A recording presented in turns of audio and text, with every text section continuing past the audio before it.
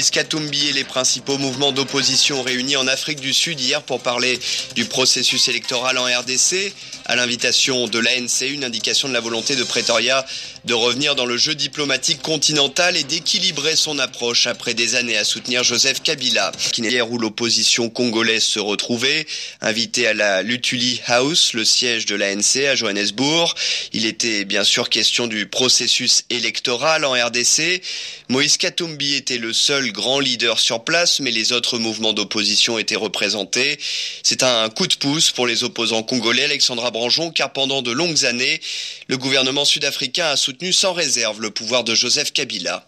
Pour l'Afrique du Sud, il s'agit d'un virage. Depuis son arrivée à la tête de l'ANC et du pays, Cyril Ramaphosa affiche sa volonté de se démarquer de son prédécesseur. Alors que l'ex-président Jacob Zuma était perçu comme soutenant coûte que coûte le président congolais Joseph Kabila, allant jusqu'à fermer les yeux sur les multiples reports du calendrier électoral, Ramaphosa, lui, a pris une position plus ferme, se rendant à Kinshasa le mois dernier pour encourager son homologue congolais à ne pas briguer un troisième mandat.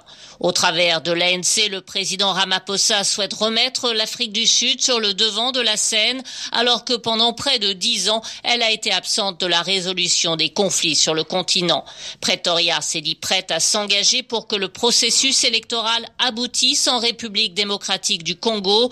L'Afrique du Sud ambitionne donc de retrouver son rôle de faiseur de roi, d'autant plus que le pays siégera au Conseil de sécurité de l'ONU à partir du mois de janvier. Précision d'Alexandra Branjon.